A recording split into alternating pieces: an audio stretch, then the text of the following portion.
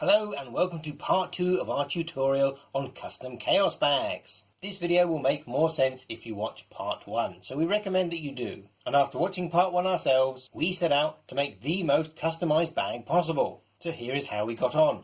You need to find someone you have confidence in if you're giving away your money. Very true. We had worked with Needle and Threadley previously, so not only did we see that their bags were high quality, but they were a good communicator and had great customer service. You can also use Board Game Geek to check out lists of themed bags, or ask in the forums for personal recommendations. And that is exactly where we found her the first time. One of the other BGG users had recommended her bags, and so we decided to give her a try.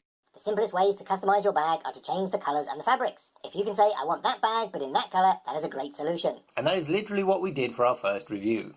We took a look at her existing Cthulhu design, and specified the colours of the materials and the embroidery. Most bags have different materials for the inner and the outer. We decided to stick with tradition, with a sturdy, hard-wearing outer fabric, and a soft satin for the inside.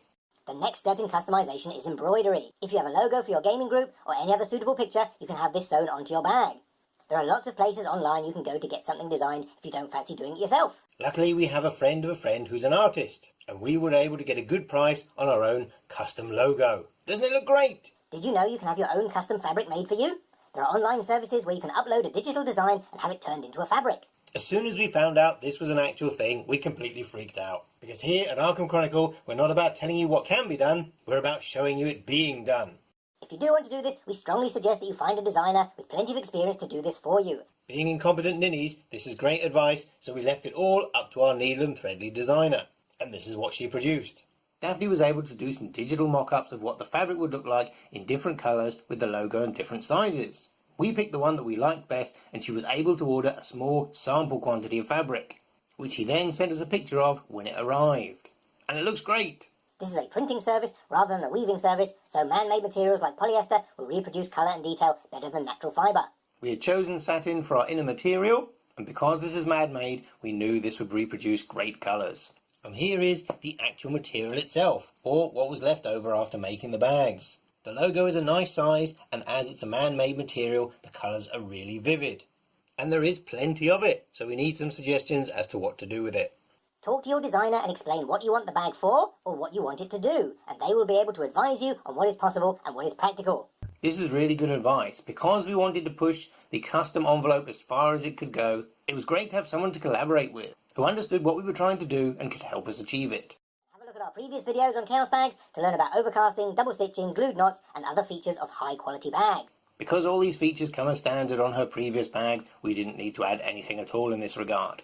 The bigger the bag, the easier it is to access. The more room there is for your tokens to randomise, and the more you can carry or store in it between games. For the first few months of playing the game, this tiny little bag was our chaos bag, so we definitely wanted an upgrade. Something bigger, but having handled the Needle and Threadley bag, not quite that big. Your design will need to be converted from pixels to stitches in a process called digitisation. Because we have a very clean logo, which uses a limited number of colours and isn't too intricate, this was easy to digitise. At each stage of the process, she was able to send us through samples, so we could see for ourselves how the bag was coming along and what it did actually look like in real life, as opposed to it just turning up finished and us being disappointed. One thing we discovered along the way is that it is actually possible to try and colour match the thread used in your embroidery to the actual colours of your artwork. If you're able to get your artist to specify the colour values or Pantone numbers that were used in creating your image, these can then be passed on to your embroiderer, and they can do their best to reproduce the colours accurately. And as you can see, ours turned out really well. The next stage is accessories. Do you want a zip instead of a drawstring? Do you want a belt loop, a pocket or a hidden compartment? We did look at all of these options and decided to go for a pocket on the outside. Initially this was just a frivolous addition.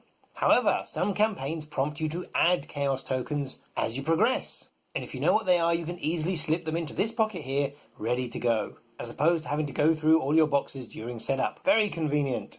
So here are the finished bags. Don't they look amazing? We have tested them out, and we can say that this is indeed our ideal bag. And you will notice that one of them says winner on it, which probably means we're going to have some kind of competition.